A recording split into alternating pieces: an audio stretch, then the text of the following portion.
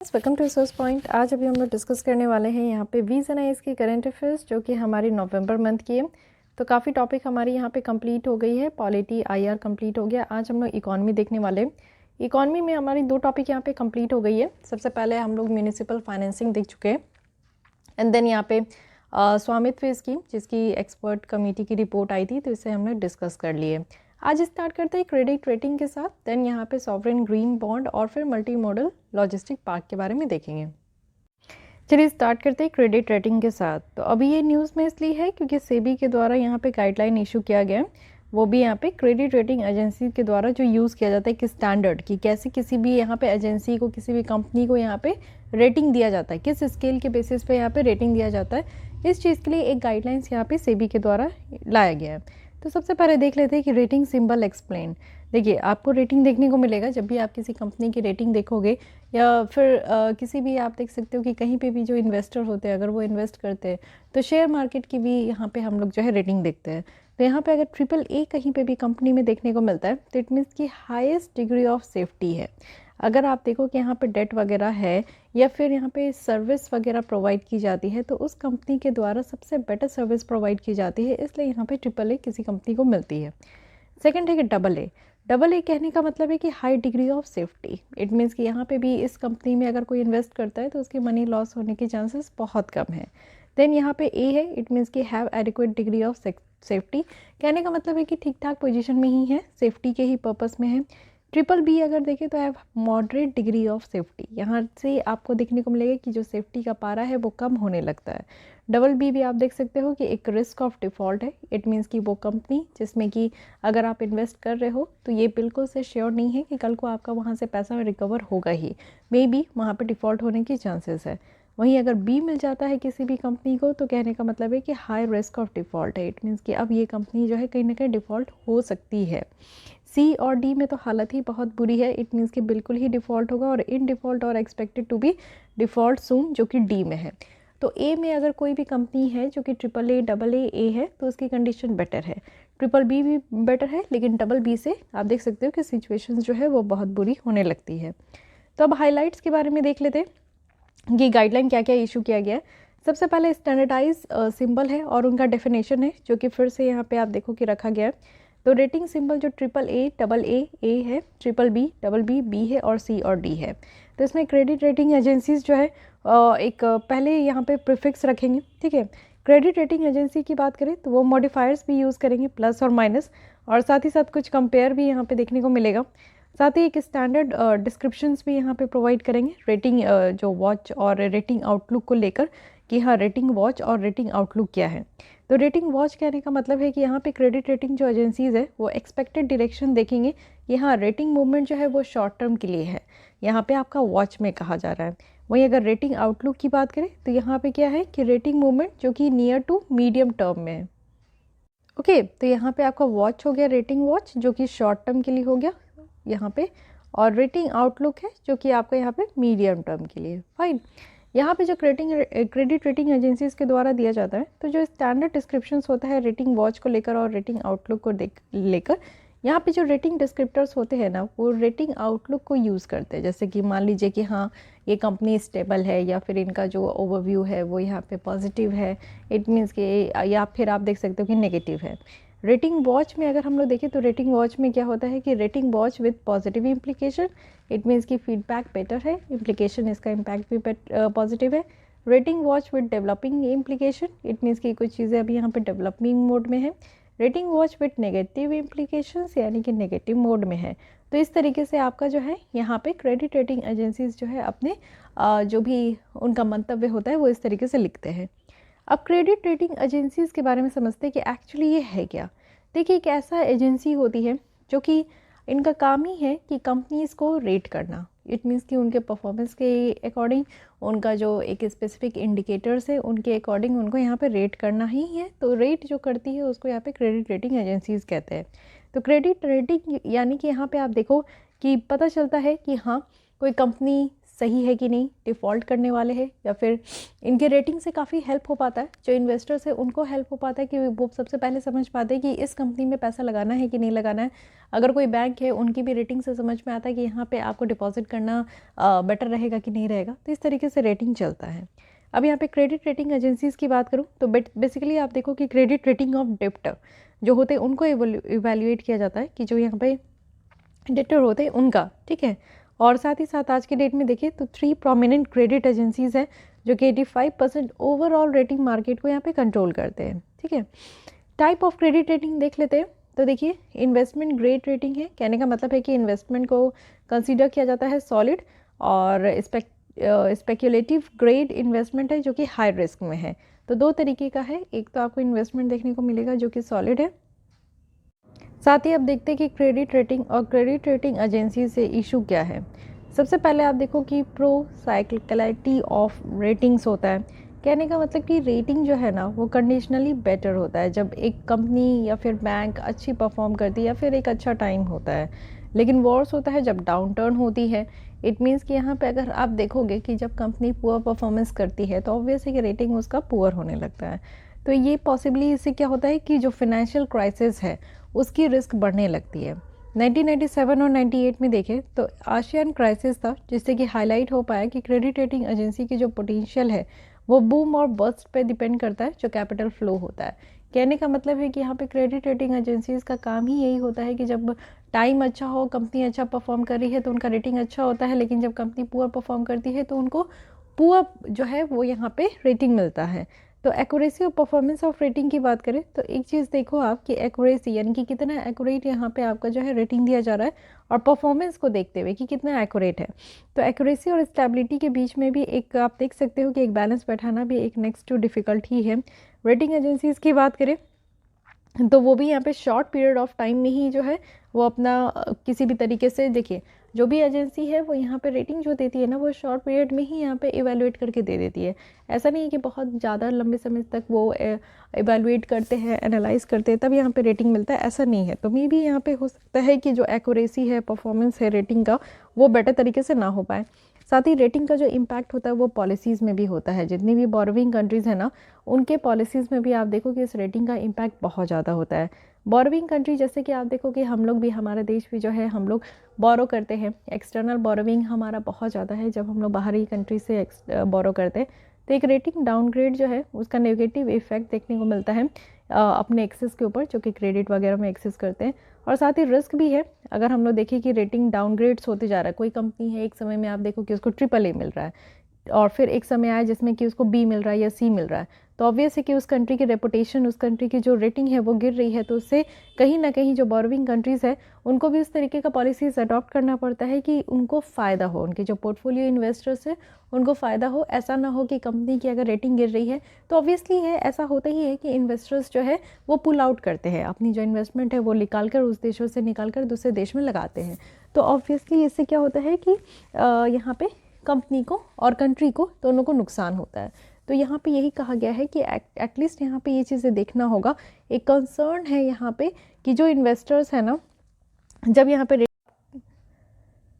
Transparency की बात करें तो बहुत सारे पार्टिसिपेंट्स जो है वो अपनी कंसर्न यहाँ पे एक्सप्रेस करते हैं कि जो क्रेडिट रेटिंग एजेंसी है, जैसे कि उनका रेटिंग देने का जो आधार है उसमें लैक ऑफ ट्रांसपेरेंसी है। पता नहीं चलता कि वो किस बेसिस पे यहाँ पे रेटिंग देते हैं, उनका मेथड क्या है, उनका प्रोसीजर क्या है, प्रैक्टिस क्या है और प्रोसेस क्या है। तो ये भी एक कॉज ऑफ कंसर्न है। अकाउंटेबिलिटी की बात करूँ तो यहाँ पे कोई भी मैकेनिज्म नहीं है जिससे कि हम लोग इन्वेस्टर्स को प्रोटेक्ट कर सके, बोरोवर्स को यहाँ पे प्रोटेक्ट कर सके, जो भी यहाँ पे क्रेडिट रेटिंग एजेंसीज़ के द्वारा मिस्टेक किया जाता है। साथ ही गवर्नेंस इशू भी है, कॉन्फ्लिक्ट भी देखने को मिलता है सॉवरेन रेटिंग्स में। तो मेजर जो क्रेडिट रेटिंग एजेंसीज़ है वो यूएस हेडेड क्वार्टर्स है और लार्जली आप देखो कि इंस्टीट्यूशन के द्वारा फंड किए जाते हैं, जिस तरीके से उनको रेट किया जाता है। बैरियर्स जो है वो एंट्री और लैक ऑफ कंपटीशन का भी है मार्केट से। तो ये डोमिनेट किया गया है सिर्फ कुछ ही यहाँ पे क्रेडिट रेटिंग एजेंसीज़ के द्वारा। अब वे फॉरवर्ड में कहा जा रहा है कि सबसे पहले हम लोग को रेगुलेटरी जो यहाँ पे स्क्रूटनी है उस पर रिफोकस करने की ज़रूरत है। जो रेगुलेटर्स है उनको यहाँ पे फोकस करना होगा ज़्यादा से ज़्यादा कि कैसे हम लोग रेटिंग प्रोसेस को यहाँ पे बना सके। साथ ही साथ एक ग्लोबल सुपर रेगुलेटर जो है क्रेडिट रेटिंग एजेंसीज़ का, उनको यहाँ पे बेस्ट प्लेस करना होगा जिससे कि जो भी यहाँ पे इश्यूज़ है उसको एड्रेस कर सके। साथ ही जो डिपेंडेंसी है उसको रिड्यूस करना चाहिए जो क्रेडिट रेटिंग में है। साथ ही जो ट्रांसपेरेंसी है क्रेडिट रेटिंग एजेंसीज मेथोडोलॉजी का, उसको हम लोग को इम्प्रूव करना चाहिए कि किस तरीके से यहाँ पे कंपनी को किस किस पैरामीटर पे उसको क्या रेट मिल रहा है, तो ये सारी चीज़ें ट्रांसपेरेंट रहनी चाहिए। और जो इशू पेज मॉडल है, इशूअर पेज मॉडल है, उसको एलिमिनेट करना है। तो यहाँ पे नीड है कि हम लोग जो इन्वेस्टर पेज है और पेज मॉडल है उसको हम लोग फिर से रीस्टोर करें। इससे क्या होगा कि जो कॉन्फ्लिक्ट ऑफ इंटरेस्ट है ना वो यहाँ पे हट जाएगा, क्योंकि एजेंसीज जो है वो यहाँ पे ओवर रेटिंग में इंटरेस्ट नहीं है, ओवर रेटिंग करने में वो इंटरेस्ट नहीं होते, लेकिन हाँ जो इन्वेस्टर है उनकी इंटरेस्ट यहाँ पे होती है। तो देखिए किसी कंपनी का अगर रेटिंग गलत हो जाता है ना, तो उससे क्या होता है कि उसके क्लाइंट हो गए, इन्वेस्टर्स हो गए, तो वो सब उस कंपनी को छोड़ देते हैं। तो इसलिए इससे भी आप समझो कि कहीं ना कहीं कंपनी को, बैंकों को प्रॉब्लम होती है जब उनकी रेटिंग जो है गलत तरीके से रेट की, जब उनकी कंपनी को गलत तरीके से रेट किया जाता है।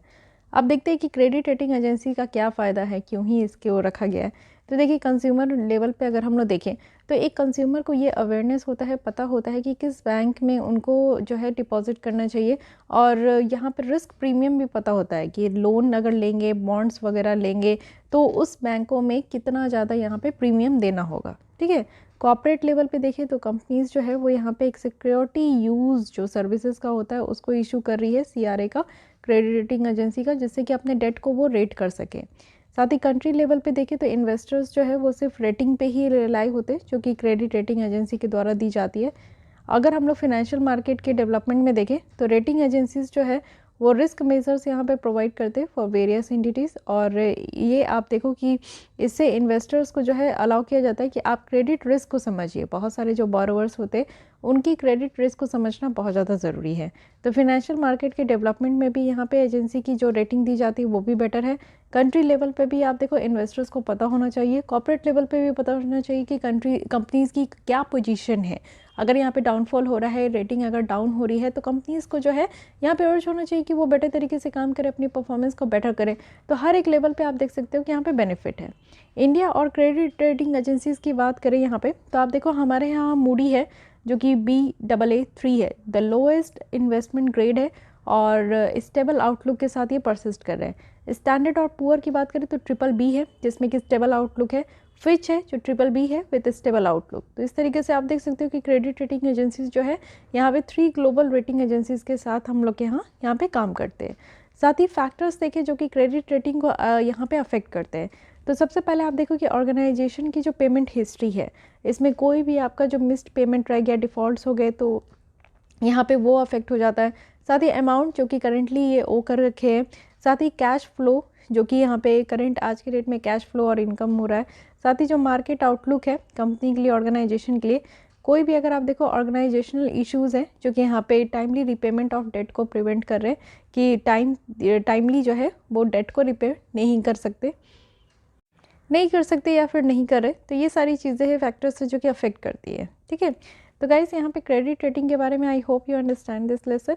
और इसमें क्या है कि सिर्फ हम लोग को रेटिंग के बारे में ही समझना है कि क्रेडिट रेटिंग एजेंसीज का क्या रोल है। फाइन, इसमें कुछ ऐसा कुछ एक्स्ट्रा नहीं है जो कि आपको याद करने की ज़रूरत है, बट हाँ you should know the difference between rating watch and rating outlook. Okay, साथ ही साथ यहाँ पे जो बेनिफिट्स है हमारे देश में, किस तरीके से क्या क्या चल रहा है, ये सारी चीज़ों के बारे में आपको एक बेसिक सा आइडिया होना चाहिए। Coming to the next and most important article, sovereign green bonds. इससे रिगार्डिंग क्वेश्चंस ऑलरेडी पूछे जा चुके हैं प्रीलिम्स में, तो फिर से ये न्यूज़ में क्यों है। देखिए मिनिस्ट्री ऑफ फाइनेंस के द्वारा अप्रूव कर लिया गया है final sovereign green bond framework हमारे देश में लाने का।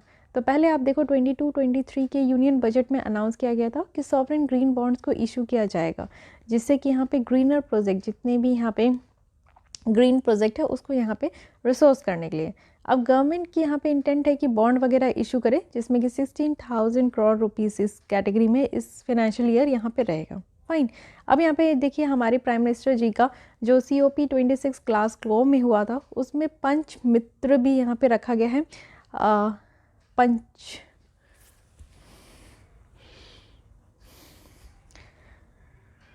कमिटमेंट है हमारे प्राइम मिनिस्टर जी का, ठीक है, पंचमित का, तो ये भी समझेंगे हम लोग। देखिए सॉवरेन ग्रीन बॉन्ड है क्या। देखिए सॉवरेन ग्रीन बॉन्ड एक तरीके का आप जानते हो कि डेट सिक्योरिटी है जो कि फंडिंग वगैरह या फिर किसी प्रोजेक्ट को रीफंडिंग करने के लिए यहाँ पे लाया जाता है। बॉन्ड वगैरह का क्या काम है? देखिए बॉन्ड वगैरह का काम है कि यहाँ पे क्या होता है कि सरकार जो है बॉन्ड देती है और उससे जो है सेल करती है, तो सरकार के पास पैसे आते हैं। पैसे आएंगे तो ऑब्वियस है कि जो भी प्रोजेक्ट है सरकार की, इंफ्रास्ट्रक्चर बेसिकली जो प्रोजेक्ट होते हैं उसमें सरकार पैसे लगाती है। तो ये जो सिग्निफिकेंट डिफरेंस है ग्रीन बॉन्ड का और ऑर्डिनरी बॉन्ड का, ये बस यही चीज़ है कि यहाँ से जो भी फंड रेज होगा वो सिर्फ यहाँ पे इन्वायरमेंट पर्पज़ के लिए ही यूज़ होगा। ग्रीन बॉन्ड कहने का मतलब है कि हमारे देश के इन्वायरमेंट को हरा भरा बना के रखना है, जैसे कि ग्रीन कंस्ट्रक्शन हो गया, रिन्यूएबल एनर्जी हो गया। तो कुछ सर्टेन प्रोजेक्ट में ही सिर्फ यहाँ पे आपका जो है यूटिलाइज होगा, जो भी रेवेन्यू यहाँ से जनरेट होगी। फाइन। तो बेसिकली ये डिफरेंस है जो एक ऑर्डिनरी बॉन्ड होता है और ग्रीन बॉन्ड होता है। ग्रीन बॉन्ड की बात करूं तो कहाँ पे ग्रीन बॉन्ड काम करेगा, तो सबसे पहले आप देखो रिन्यूएबल एनर्जी प्रोडक्शन में, जो हम लोग यहाँ पे एनर्जी का प्रोडक्शन कर रहे हैं, जैसे कि सोलर एनर्जी हो गया, विंड एनर्जी हो गया, हाइड्रो एनर्जी हो गया, तो इन सबसे जो भी हम लोग एनर्जी का जनरेशन कर रहे हैं उसमें हम लोग ग्रीन बॉन्ड को यूज़ कर सकते हैं। वाटर कंजर्वेशन में, कि वाटर कंजर्वेशन आज की डेट में बहुत ही ज़्यादा इंपॉर्टेंट है, क्योंकि कई जगह आप देखो कि मैक्सिमम एरिया में 90% तक जो है वो वाटर टेबल डाउन हो चुका है। क्लाइमेट रेजिलिएंट इंफ्रास्ट्रक्चर की बात करें तो ऑब्वियस है कि आज की डेट में आप देखते हो कि इंफ्रास्ट्रक्चर ऐसा क्रिएट किया जा रहा है, कोई भी न्यू बिल्डिंग अगर बन रही है गवर्नमेंट की या फिर जो भी लोकल वगैरह, तो उसमें भी आप देखते हो कि ऐसी बिल्डिंग बनाई जाती है कि भूकंप आने से वो बिल्डिंग क्रैक ना हो या उस बिल्डिंग में किसी भी तरीके की परेशानी ना हो। गर्मी है, इतना ज़्यादा ग्लोबल वार्मिंग बढ़ते जा रहा है, तो उससे जो है ऐसी बिल्डिंग बनाई जाती है कि एसी कूलर का कम से कम हम लोग यूज़ कर सके। साथ ही वेस्ट एंड पोल्यूशन कंट्रोल का भी यहाँ पे मामला है कि हम लोग इस बॉन्ड से जनरेट होने वाली जितनी भी रेवेन्यू है उसको हम लोग पोल्यूशन कंट्रोल में भी लगाएंगे। साथ ही बायो एनर्जी टेक्नोलॉजी डेवलपमेंट भी है। तो बेसिकली आप देख सकते हो कि ग्रीन बॉन्ड हम लोग कहाँ कहाँ यूज़ कर सकते हैं। अब कैसे ग्रीन बॉन्ड काम करेगा, देखिए ग्रीन बॉन्ड बेसिकली यहाँ पे फंड करता है जितनी भी इन्वायरमेंट फ्रेंडली प्रोजेक्ट है, वो भी लोअर इंटरेस्ट रेट में, ठीक है। और साथ ही साथ यहाँ पे इसको इंट्रोड्यूस इसलिए किया गया है कि कंपनीज़ को इंकरेज किया जाएगा कि ज़्यादा से ज़्यादा आप इन्वेस्ट करें ग्रीन प्रोजेक्ट में, ठीक है। तो सरकार यहाँ पे हेल्प कर पाएंगे। अब 2008 में आप देख सकते हो वर्ल्ड बैंक यहाँ पे फर्स्ट इंस्टीट्यूशन था जो कि ग्रीन बॉन्ड इशू किया था 2008 में। 2007 में क्या था कि पहली बार क्लाइमेट अवेयरनेस बॉन्ड इशू हुआ था। 2015 में यस बैंक है जिनके द्वारा इंडिया का पहला यहाँ पे ग्रीन इंफ्रास्ट्रक्चर बॉन्ड यहाँ पे इशू किया गया था। 2016 में अगर देखें तो एक्सिस बैंक है जिनके द्वारा इंडिया का first internationally listed certified green bond यहाँ पे इशू किया गया, लॉन्च किया गया। फिर इसका 2017 में देखें तो सेबी है, सेबी के द्वारा यहाँ पे गाइडलाइन लाया गया था। और फिर जुलाई में क्या हुआ, L&T जो है उनके द्वारा first SEBI approved green bond यहाँ पे लाया गया। 2021 में देखें तो एनुअल जो ग्रीन बॉन्ड इशुएंस है वो इंडियन कंपनीज़ के द्वारा $8 बिलियन तक रीच कर चुका था। वहीं आज देखें तो यहाँ पे इंडियन गवर्नमेंट के द्वारा अनाउंस किया गया है कि सॉवरेन ग्रीन बॉन्ड इशू करेंगे और इसकी जो वर्थ होगी वो $2 बिलियन तक की होगी। फाइन। अब इसमें हम लोग देख लेते हैं कि ये जो ग्रीन प्रोजेक्ट है इसको क्लासीफाई किया गया है कि कैसे हम लोग एनर्जी एफिशिएंसी को इनकरेज करें, जो कार्बन है और ग्रीन हाउस गैसेस है उसको रिड्यूस करें, क्योंकि बेसिकली आप देखो कि रिन्यूएबल एनर्जी पे हम लोग फोकस कर रहे हैं, हम लोग वेस्ट और पॉल्यूशन कंट्रोल को फोकस कर रहे हैं, हम लोग क्लाइमेट और रेजिलिएंट इंफ्रास्ट्रक्चर पे फोकस कर रहे हैं। तो इन सारी चीज़ों पे अगर हम लोग काम भी करेंगे, क्योंकि आज की डेट में हम लोग डिबेट डिस्कशन कर रहे हैं, कल को चलकर अगर इसमें काम होगा तो ऑब्वियस है कि जो कार्बन इमिशन है, जो ग्रीन हाउस गैस इमिशन है वो रिड्यूस हो पाएगा। साथ ही हम लोग क्लाइमेट रेजिलियंस यहाँ पे बढ़ाना बहुत ज़्यादा ज़रूरी है, इसको इंक्रेज करना ज़रूरी है, क्योंकि इससे क्या होगा कि जो भी यहाँ पे डिजास्टर आते हैं ना उससे यहाँ पे मिनिमल जो प्रॉब्लम है वो हो सके, ठीक है। एलिजिबल प्रोजेक्ट कौन कौन से हैं जो कि यहाँ पे ग्रीन सॉवरेन ग्रीन बॉन्ड से फ़ायदा होगा, तो अगर हम लोग देखें तो रिन्यूएबल एनर्जी है, energy efficiency, clean transportation, climate change adaptation, then sustainable water and waste management, pollution prevention and control है, ग्रीन बिल्डिंग है, एक्वेटिक बायोडाइवर्सिटी कंजर्वेशन है। एक्सक्लूडेड प्रोजेक्ट कौन कौन से प्रोजेक्ट है जिसको कि यहाँ पे सॉवरेन ग्रीन बॉन्ड से कोई मतलब नहीं है, तो वैसे प्रोजेक्ट जो कि आज के डेट में न्यू एक्सट्रैक्शन कर रहे हैं, साथ ही प्रोडक्शन और डिस्ट्रीब्यूशन करते हैं जो फॉसिल फ्यूल्स का है, साथ ही न्यूक्लियर पावर जनरेट कर रहे हैं या फिर यहाँ पे डायरेक्ट वेस्ट इंसिनरेशन कर रहे हैं, अल्कोहल हो गया, वेपन हो गया, tobacco, gaming, palm oil industries ये सब में इंक्लूड है। साथ ही रिन्यूएबल एनर्जी प्रोजेक्ट है जो कि एनर्जी जो है बायोमास वगैरह से, जो बायोमास फीड स्टॉक है उससे अगर जनरेट कर रहे हैं तो। साथ ही लैंडफिल प्रोजेक्ट है और हाइड्रो पावर प्लांट है जो कि यहाँ पे 25 मेगावाट से बड़े है। तो इसलिए थोड़ा सा ध्यान रखना है कि किस किस प्रोजेक्ट में किस किस एरिया में यहाँ पे ग्रीन बॉन्ड से फ़ायदा होगा। देखिए यहाँ पे ग्रीन फाइनेंस वर्किंग कमेटी भी है जो कि यहाँ पे मिनिस्ट्री ऑफ फाइनेंस को सपोर्ट कर रहे हैं कि हाँ इस प्रोजेक्ट को एवेल्युएट करने में। एडवांटेज अगर हम लोग देखें ग्रीन बॉन्ड का क्या है, सॉवरेन ग्रीन बॉन्ड का, तो सबसे पहले तो हम लोग समझ रहे हैं कि जो क्लाइमेट प्लेज है, यानी कि हम लोग जो यहाँ पे ठान लिए हैं कि ग्लोबल वार्मिंग को यहाँ पे कम करना है, और हमारा जो कमिटमेंट है पेरिस एग्रीमेंट के तहत इंटीग्रेटेड इंटेंडेड जो नेशनल डिटरमाइंड कंट्रीब्यूशन है उसको भी हम लोग फुलफ़िल करेंगे। हमें यहाँ पे एटलीस्ट $2.5 ट्रिलियन तक की ज़रूरत है, जो कि हम लोग यहाँ पे जो कमिटमेंट है अपनी उसको 2030 तक फुलफ़िल कर सके। अगर एक रिपोर्ट के अकॉर्डिंग देखें तो हमें यहाँ पे इन्वेस्टमेंट की ज़रूरत है जो कि $10 ट्रिलियन तक का है, जिससे कि हम लोग यहाँ पे जो नेट ज़ीरो का टारगेट है 2070 तक उसको हम लोग फुलफ़िल कर सकेंगे। साथ ही प्राइवेट प्लेयर्स की जो रिस्क है उसको कम कर पाएंगे। देखिए जितनी भी यहाँ पे ग्रीन बॉन्ड की आस्पेक्ट है वो ये है कि जो प्रिंसिपल और इंटरेस्ट का जो पेमेंट करना है वो यहाँ पे डिपेंड होता है कि एलिजिबल प्रोजेक्ट की परफॉर्मेंस क्या है। साथ ही जो ग्रीनियम है यानी कि ग्रीन प्रीमियम है उसको लिवरेज करना। तो देखिए एक्स्ट्रा पे जो है ये इन्वेस्टर्स जो है वो आप देखो कि वो एक्स्ट्रा पे करना चाहेंगे सस्टेनेबल इम्पैक्ट को देखते हुए। तो ग्रीनियम जो है ना वो आपका इमर्जिंग मार्केट में है, ठीक है, तो ग्रीनियम में फोकस करना है। साथ ही पब्लिक गुड्स को क्रिएट करना है। जो प्रोसीड है यहाँ पे सॉवरेन ग्रीन बॉन्ड से, तो इसको हम लोग क्लाइमेट चेंज एडेप्टेशन में यूज़ कर पाएंगे। साथ ही जो ग्लोबल इन्वेस्टर्स है उनको भी अट्रैक्ट करना है, एक स्पेसिफिक ग्लोबल पूल बनाना है कैपिटल का, जिससे कि जो बाहर दूसरे कंट्री के जो इन्वेस्टर्स हैं उनको हम लोग यहाँ पे अट्रैक्ट कर सके। इन्वेस्टर्स के अगर बेनिफिट देखें तो यहाँ पे क्या है कि ग्रीन बॉन्ड में इन्वेस्ट करना है, और ये दिखेगा एक एक्टिव डिसीजन, यानी कि इन्वेस्टर्स के द्वारा जो डिसीजन लेना है वो यहाँ पे देख पाएंगे कि हाँ ग्रीन बॉन्ड में कितना है यहाँ पे वो इन्वेस्ट करें। ग्रीन बॉन्ड जो है ना इससे आप देखो कि जो वोलेटिलिटी है वो कम होगा, और साथ ही साथ कंपनी जो है वो ग्रीन बॉन्ड को इशू कर पाएंगे। तो ये भी इससे भी आप देखो कि एक स्टेटमेंट बनता है कि कैसे हम लोग ट्रांजिशन कर सकें। तो यही सारी चीज़ें हैं कि अगर हम लोग यहाँ पे ग्रीन बॉन्ड की बात करें कि हाँ कैसे कैसे इसके एडवांटेजेस हैं, तो इसके एडवांटेजेस तो है कि जो क्लाइमेट चेंज हो रहा है उसको हम लोग टैकल कर पाएंगे, प्राइवेट प्लेयर का जो रिस्क है वो कम कर पाएंगे, ज़्यादा से ज़्यादा हम लोग ग्रीन जो प्रीमियम है वो यहाँ पे हम लोग दे पाएंगे, पब्लिक गुड्स हम लोग क्रिएट कर पाएंगे, ग्लोबल इन्वेस्टर्स को अट्रैक्ट कर पाएंगे, और इन्वेस्टर्स के लिए यहाँ पे बेनिफिट ही है। लेकिन ग्रीन बॉन्ड की इंडिया में चैलेंजेस है।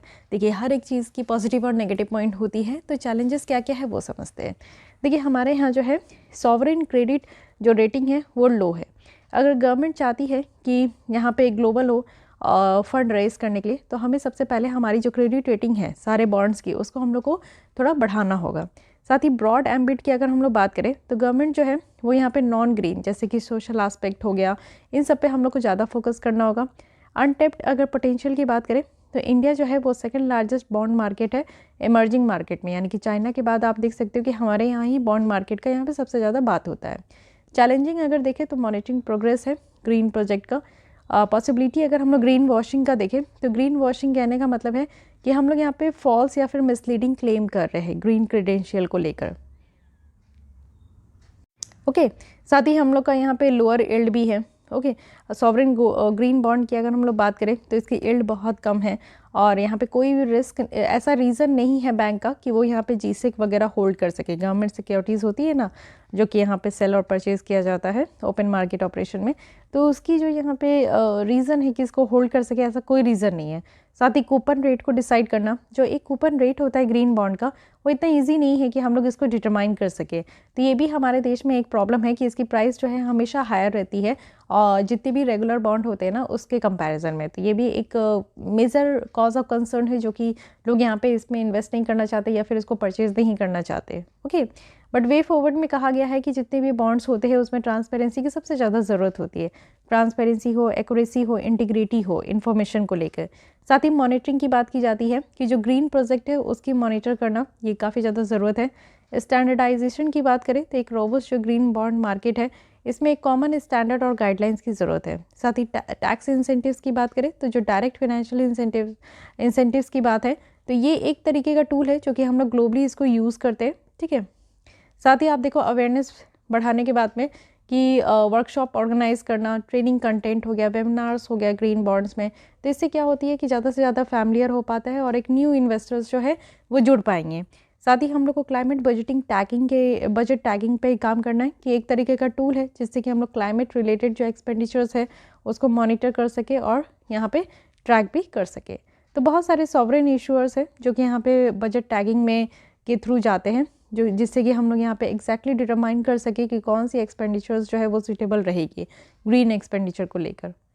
Okay, so guys this is all about sovereign green bond. I hope you understand this lesson, क्योंकि इसमें क्या है कि सबसे पहले हमें यहाँ पे सॉवरेन ग्रीन बॉन्ड के बारे में समझे और सॉवरेन ग्रीन बॉन्ड कैसे डिफरेंट है अदर रेगुलर बॉन्ड से रिलेटेड, और कैसे हम लोग कहाँ ग्रीन बॉन्ड का कैसे काम होगा, इसको कैसे यूज़ कर सकते हैं, या फिर कब कब क्या क्या हुआ, टाइमलाइन, ये सारी चीज़ें हम लोग यहाँ पे देखें। किस किस प्रोजेक्ट में ग्रीन बॉन्ड का इस्तेमाल हो सकता है, या फिर इसका एडवांटेजेस क्या है, चैलेंजेस क्या है, ईच एंड एवरी पॉइंट्स हम लोग यहाँ पे क्लियर कर चुके हैं। Okay, coming to the next article जो कि है मल्टी मॉडल लॉजिस्टिक पार्क। अगर हम लोग इसके बारे में बात करें तो रिसेंटली जो गवर्नमेंट है इनके द्वारा ये चीज़ें कही गई है कि इंडिया का फर्स्ट यहाँ पे मल्टी मॉडल लॉजिस्टिक पार्क जो है वो यहाँ पे सेटअप किया जाएगा, जो कि चेन्नई से लेके रिलायंस इंडस्ट्रीज़ तक होंगे। ठीक है, मल्टी मॉडल कहने का क्या मतलब है कि मल्टी मॉडल देखिए एक inter model freight handling establishment है, जिसमें कि वेयर हाउस होंगे, एक डेडिकेटेड कोल्ड चेन फैसिलिटी होगा, फ्रेट होगा, कंटेनर टर्मिनल होगा, बल्क कार्गो टर्मिनल होंगे।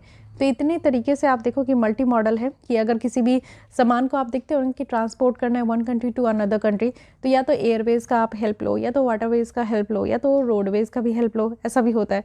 तो इसलिए मल्टी मॉडल है। ठीक है, इससे क्या होगा कि आप देखो कि यहाँ पे रोड है, रेल है, वाटरवेज है, एयर है, इससे यहाँ पे आपका जो है जल्दी से जल्दी काम हो पाएगा। अगर हम लोग पीएम गति शक्ति नेशनल मास्टर प्लान के तहत देखें तो गवर्नमेंट ऑफ इंडिया के द्वारा अनाउंस किया गया है और कॉन्ट्रैक्ट जो है वो भी अवार्ड किया गया है, वो भी यहाँ पे पीपीपी मॉडल पे। ठीक है, 2015 में देखें तो यहाँ पे मल्टी मॉडल जो लॉजिस्टिक पार्क है उसको प्रपोज किया गया था और मिनिस्ट्री ऑफ जो रोड ट्रांसपोर्ट और हाईवेज है उनके द्वारा इसको सेटअप भी किया गया। फाइन, अब सिग्निफिकेंस क्या है, इसके लाने से क्या फ़ायदा होता है, तो ऑब्वियस है कि जो लॉजिस्टिक कॉस्ट है वो कम हो जाता है। यहाँ पे इंडिया का जो लॉजिस्टिक कॉस्ट है वो आज के डेट में आप देखो कि 14% है पूरे जीडीपी का, तो ये लेस देन है 10%। ठीक है, तो इसको लेस करना है, 10% तक लाना है। और साथ ही वेयर हाउस जो कॉस्ट रिडक्शन है ये भी देखने को मिलेगा। इन्वेंट्री प्लान है, एक न्यू प्लान है जिससे कि हम लोग यहाँ पे लॉजिस्टिक पार्क्स जो है रीजनल लॉजिस्टिक पार्क प्रोवाइड कर सकते हैं, जो कि इन टू इन विजिबिलिटी हो सकता है। साथ ही ग्रेटर एफिशिएंसी यहाँ पे हम लोग अचीव कर पाएंगे टेक्नोलॉजी के हेल्प से, और प्रॉपर यूटिलाइजेशन होगा, यानी कि जो भी एसेट वगैरह होंगे उसको हम लोग यूटिलाइज बेटर तरीके से कर पाएंगे। ठीक है, और यहाँ पे जो टाइम है वो कम अब यहाँ पे यूज़ होगा। इट मीन्स कि मल्टी मॉडल है, एक बार आप जो है रोड यूज़ करो, फिर आधा आप वाटरवेज यूज़ कर लो, फिर आधा आप जो है एयरवेज यूज़ कर लो, तो फास्ट तरीके से यहाँ पे आपका ट्रांसपोर्टेशन होगा, जिसमें कि लेस आपका टाइम भी लगेगा, पॉल्यूशन रिडक्शन भी होगा, और साथ ही साथ अदर बेनिफिट्स है जैसे कि एम्प्लॉयमेंट जनरेशन होगा, ज़्यादा से ज़्यादा लोग जो है वो यहाँ पे इस अपॉर्चुनिटी में इंक्लूड हो पाएंगे। साथ ही डेवलपमेंट और एक्सपेंशन, यानी कि स्मॉल और जो यहाँ पे मीडियम इंटरप्राइजेस है उसका भी डेवलपमेंट अच्छे तरीके से हो पाएगा। लेकिन अगर हम लोग देखें मल्टी मॉडल जो हम लोग यहाँ पे प्रोजेक्ट को सेटअप करने की बात कर रहे हैं, तो इससे क्या चैलेंजेस है। चैलेंजेस यहाँ पे ये है कि एक model skewed model transportation mix है। इंडिया में आप देखो 60% जो फ्रेट मूव्स होता है वो रोड से होता है, यानी कि जितने भी सामान या माल यहाँ पे आपका ट्रांसपोर्ट होता है एक जगह से दूसरी जगह, तो वो रोड के ही हिसाब से होता है। कोस्टल मैनेजमेंट और इनलैंड वाटरवेज देखें तो वो यहाँ पे इतना ज़्यादा इस पर ध्यान नहीं दिया जाता। रेल ट्रांसपोर्ट की बात करें तो ये भी मार्जिनल है, लेकिन आप देखो 45% सबसे चीपर है अगर रेल ट्रांसपोर्ट की बात करें। साथ ही प्रोसीजर जो इसका है वो कॉम्प्लेक्स है। ठीक है, मल्टीसिप्लिटी जो है गवर्नमेंट की एजेंसीज़ की, इसमें आपका हो जाएगा कि पहले रोड एरिया में लॉजिस्टिक जो है वो सेटअप करना है, फिर वाटरवेज में सेटअप करना है, तो इससे क्या होता है ना कि काम जो है वो थोड़ा कॉम्प्लेक्स हो गया है। लैंड की अगर हम लोग बात करें तो जो लैंड की अवेलेबल है अफोर्डेबल रेट में, ये भी एक कॉज ऑफ कंसर्न और चैलेंजेस भी है लैंड एक्विजिशन का। हमारे देश में लैंड एक्वायर करना ही उसकी प्रोसेस ही बहुत लेंदी है। अंडर डेवलप्ड यहाँ पे मटेरियल हैंडलिंग इंफ्रास्ट्रक्चर है। आज के डेट में आप देखो कि बहुत सारे स्मॉल प्राइवेट और अनऑर्गेनाइज्ड वेयर हाउसेज भी है। इनएफिशिएंट सर्विस मॉडल है। एफिशिएंसी अगर हम लोग देखें तो इसको कॉम्प्रोमाइज़ किया गया है बहुत सारे जो फर्म्स है उसके बेसिस पे, तो यहाँ पे सर्विस मॉडल उतना ज़्यादा एफिशिएंट नहीं है। वे फॉरवर्ड में कहा जा रहा है कि हमें यहाँ पे अपनी कनेक्टिविटी को इम्प्रूव करना होगा, ज़्यादा से ज़्यादा हम लोग रेल ट्रांसपोर्ट का शेयर को इंक्रीज़ करें और जो ट्रक यूज़ है उसको ऑप्टिमाइज़ करें, क्योंकि आप देखते हो कि रोड में अगर ट्रक वगैरह से ट्रांसपोर्टेशन होता है सामान का तो काफ़ी ट्रक जो है वो स्टक हो जाते हैं, एक लंबी कतार लग जाती है, लाइनें लग जाती है, और इससे जो सामान का ट्रांसपोर्टेशन है वो कम टाइम में होता है और महंगा भी होता है। हमें प्राइवेट सेक्टर पार्टिसिपेशन को फैसिलिटेट करना चाहिए, पीपीपी फ्रेमवर्क यहाँ पे लाना चाहिए, पब्लिक प्राइवेट पार्टनरशिप, जिससे कि हम लोग बेटर तरीके से ये काम और इस प्रोजेक्ट को आगे लेकर जा सके। सिंगल विंडो अप्रूवल की ज़रूरत है कि एक सिंगल विंडो हो जिसमें कि सारे जो प्रोसेस है क्लियरेंस का वो हो सके। आइडेंटिफाइंग यहाँ पे लोकेशन है, यानी कि जो लोकेशन है उसको यहाँ पे आइडेंटिफाई करना होगा कि कहाँ कहाँ पार्क हो और इजी लैंड अवेलेबल हो सके। साथ ही यहाँ पे हम लोग को डिजिटल सॉल्यूशन अडॉप्ट करना होगा। तो कटिंग एज इंफॉर्मेशन टेक्नोलॉजी के बेसिस पे देखें जो कि डिलीवरी मैनेजमेंट के लिए है, तो एक इम्पॉर्टेंट रोल प्ले करेगा कि मल्टी मॉडल लॉजिस्टिक प्रोग्राम के लिए, जो कि यहाँ पार्क के लिए, जो कि यहाँ पे आसानी से अच्छे से काम कर सके। तो हमारे यहाँ आप देखो 35 ऐसे पार्क को यहाँ पे प्लान किया जा रहा है। नेशनल हाईवे लॉजिस्टिक मैनेजमेंट है, साथ ही cabinet committee on economic affairs है, जिनके द्वारा यहाँ पे ministry of road transport and highway को कहा गया कि 35 ऐसे मल्टी मॉडल लॉजिस्टिक पार्क हमें यहाँ पे अपने देश में डेवलप करना है। ठीक है, साथ ही यहाँ पे इसका एम यही है कि एक हब एंड स्पोक मॉडल पे करना है कि हर जगह ये हमारा मिल सके। हब एंड स्पोक कहने का मतलब है कि मान लीजिए कि ये रेल है और इनलैंड वाटरवेज है, जिसमें आप देखो 30 टन ट्रक यहाँ पे जा रहा है। तो यहाँ से आप देखो कि एक जगह दिल्ली है, एक जगह यहाँ पे मुंबई है, तो दिल्ली से आप देखो 10 टन ट्रक जा रहा है इस तरीके से। फिर यहाँ पे लॉजिस्टिक पार्क जब मुंबई है, इससे आप देखो कि यहाँ पे ऐसे ऐसे ट्रक आ रहा है। कहने का मतलब है कि हब एंड स्पोक, यानी कि हर एक जगह यहाँ पे हब होना चाहिए, जिससे कि यहाँ पे सारे डिफरेंट ट्रक्स जो है वो निकल सकें। फाइन, तो इस तरीके से कनेक्ट करने की बात की जा रही है। ये मॉडल बहुत ही ज़्यादा सक्सेसफुल है। डिफरेंट कंट्रीज़ में भी आप देखोगे हब एंड स्पोक मॉडल को बहुत ज़्यादा इंक्रेज किया जाता है। Okay, so guys this is all about multi modal logistic framework. यहाँ पे इसके बारे में पता होना चाहिए, जो कि काफ़ी ज़्यादा इंपॉर्टेंट है। फाइन, नेक्स्ट आते हैं शॉर्ट लेसन्स में। तो मॉनेटरी पॉलिसी कमेटी के बारे में बात किया जा रहा है। तो for the first time RBI के द्वारा यहाँ पे मॉनेटरी पॉलिसी कमेटी जो है वो मीटिंग किया गया, जिसमें कि जो इन्फ्लेशन टारगेट है उस पर डिस्कशन किया गया है। तो आरबीआई जो है यहाँ पे आप देखो रेमेडियल एक्शन तो यहाँ पे मेंशन किए हैं। साथ ही इन्फ्लेशन टारगेटिंग की बात करें तो कहने का मतलब है इन्फ्लेशन कहने का मतलब है महंगाई। जब आप देखते हो कि प्याज का दाम आज के रेट में 20 रुपीज़ पर केजी है और एक समय ऐसा आता है कि 120 रुपीज़ पर केजी हो जाता है, तो इसको हम लोग कह देंगे महंगाई। ठीक है, तो कहने का मतलब है कि कैसे यहाँ पे सेट किया जाए। मॉनेटरी पॉलिसी कमेटी के बारे में बात करें तो सेंट्रल गवर्नमेंट के द्वारा इसको आरबीआई एक्ट 1934 के तहत इसको बनाया जाता है, जो कि पॉलिसी रेपो रेट जो है उसको डिटरमाइन करते हैं। इसके तहत 6 मेंबर होते हैं और 3 आरबीआई से होते हैं, जो कि गवर्नर होते हैं यहाँ पे, जो कि एक्स ऑफिसियो चेयरमैन है मॉनेटरी पॉलिसी कमेटी के। मॉनेटरी पॉलिसी कमेटी की बात करूँ तो एटलीस्ट इनको ज़रूरत है कि एक साल में 4 बार तो मीटिंग करना ही है। फाइन, नेक्स्ट है issue with global perception indices. तो देखिए ग्लोबल परसेप्शन इंडाइसिस आया है, इसमें इशू की बात की जा रही है। So this indices is not as much important. सबसे पहले आप देखो ग्लोबल परसेप्शन इंडाइसिस में freedom in the world index है, तो ये आपका पब्लिश किया जाता है फ्रीडम हाउस के द्वारा, और हमारा पार्शली फ्री कैटेगरी में हमारी रैंकिंग है। फिर है वीडे, जो कि है वैराइटीज़ ऑफ डेमोक्रेसी इंडाइसिस। यहाँ पे वैरायटी ऑफ डेमोक्रेसी है, जिसमें कि आप देखो यूनिवर्सिटी ऑफ गॉथेनबर्ग जो है स्वीडन में, उनके द्वारा ये पब्लिश किया जाता है। EIU डेमोक्रेसी इंडेक्स है, जो कि यहाँ पे आपका पब्लिश किया जाता है EIU research and consulting arms के द्वारा। ठीक है, नेक्स्ट आते हैं state institution for transformation. NITI Aayog की यहाँ पे आप देखो कि बनाया गया है स्टेट इंस्टीट्यूशन फॉर ट्रांसफॉर्मेशन, और यहाँ पे किस लिए है, क्योंकि इंक्लूसिव ग्रोथ को डेवलप करने के लिए बेसिकली आप देख सकते हो। तो एक कमिटमेंट है जो कि कोऑपरेटिव फेडरलिज्म लेकर चल रहा है, तो उसी को यहाँ पे आगे बढ़ाने के लिए लाया गया है। वही नेक्स्ट देखते हैं transport for all challenges stage 2। तो ट्रांसपोर्ट फॉर ऑल चैलेंज है, जो कि एक इनिशिएटिव है ministry of housing and urban affairs का। और साथ ही साथ अगर हम लोग देखें तो एक मार्ग portal this portal is important, क्योंकि ये स्टार्टअप एप्लीकेशंस के लिए है कि यहाँ पे मार्ग पोर्टल जो है उसकी रजिस्ट्रेशन हो। मार्ग कहने का मतलब है mentorship, advisory, assistance, resilience and growth portal है। बेसिकली ये फैसिलिटेट करेगा मेंटरशिप के लिए कि जितने भी स्टार्टअप्स हमारे देश में निकल कर आ रहे हैं डाइवर्स सेक्टर्स को लेकर। ठीक है, साथ ही अगर देखिए framework to check fake reviews on e-commerce platform. तो देखिए यहाँ पे फेक और जो मिसलीडिंग रिव्यूज़ है उसको यहाँ पे चेक किया जाएगा। अब यहाँ पे एक स्टैंडर्ड नेशनल एक्शन प्लान जो है 2022 उसको ड्राफ्ट किया गया। तो this is again not as much important, draft किया गया है तो ठीक है। इसको देख लेते हैं। डिफरेंट जो सर्टिफिकेशन मार्क होता है, जैसे ISI है तो इसको स्टैंडर्ड इंडस्ट्रियल प्रोडक्ट्स जो होते हैं उसके लिए यूज़ किया जाता है, और ये मैंडेटरी है कुछ प्रोडक्ट के लिए, जैसे इलेक्ट्रॉनिक्स और वॉलेंट्री होता है। दूसरे के लिए मतलब कि इतना ज़्यादा मैंडेटरी नहीं है, बट इलेक्ट्रॉनिक्स में आप ISI का मार्क देखोगे। ठीक है, ये BIS के द्वारा सर्टिफाइड किया जाता है। AG मार्क है जो कि एग्रीकल्चर प्रोडक्ट्स के लिए होता है। FPO मार्क है जो कि मैंडेटरी है सारे जो फ्रूट्स प्रोडक्ट हमारे देश में बेचे जाते हैं, जैसे कि पैक्ड फ्रूट बेवरेजेस है, फ्रूट जैम है। BIS हॉलमार्क जो कि यहाँ पे ज्वेलरी वगैरह में गोल्ड या सिल्वर, उसकी प्योरिटी को यहाँ पे दर्शाया जाता है। साथ ही नॉन पॉल्यूटिंग व्हीकल मार्क के लिए आप देखो ये मैंडेटरी सर्टिफिकेशन है, जो कि सारे जो न्यू मोटर व्हीकल्स आज के डेट में इंडिया में सोल्ड हो रहे हैं ना, पीछे जा रहे हैं, वो नॉन पॉल्यूटिंग व्हीकल मार्क के साथ ही आते हैं। इंडियन ऑर्गेनिक सर्टिफिकेशन है, जो कि ऑर्गेनिकली ये आप देखो फार्म फूड प्रोडक्ट्स है उसके लिए है, जो हमारे देश में मैन्युफैक्चर हो रहे हैं। फाइन। गुड्स ट्रेड बैरोमीटर है, तो WTO के द्वारा गुड्स ट्रेड बैरोमीटर हिंट किया गया है कि जिस तरीके से हमारा जो ट्रेड ग्रोथ है वो स्लो हो रहा है। फाइन। इंडिया का first national centre of excellence for green port and shipping, ठीक है, तो ये भी यहाँ पे है, which is again not as much important. The state of food and agriculture 2022, ये एक रिपोर्ट है जो कि FAO के द्वारा यहाँ पे लाया गया है, और इसमें बेनिफिट बताया जा रहा है एग्रीकल्चर ऑटोमेशन का। फाइन। तो इससे क्या होगा कि लेबर प्रोडक्टिविटी और प्रॉफिटेबिलिटी जो एग्रीकल्चर में है वो इंक्रीज़ होगा, वर्किंग कंडीशन यहाँ पे इंप्रूव हो पाएगा, और एग्रीकल्चर जो वर्कर्स है जो खेती में काम करते हैं उनका इनकम बढ़ पाएगा, न्यू एंटरप्रेन्योरशिप यहाँ पे जनरेट हो पाएगा, और फूड लॉसेस जो है हो रहा है, यानी कि आप देखते हो कि जो वेस्टेज होती है फूड प्रोडक्ट्स का, यानी कि अनाज का, वो कम हो पाएगा। ओके।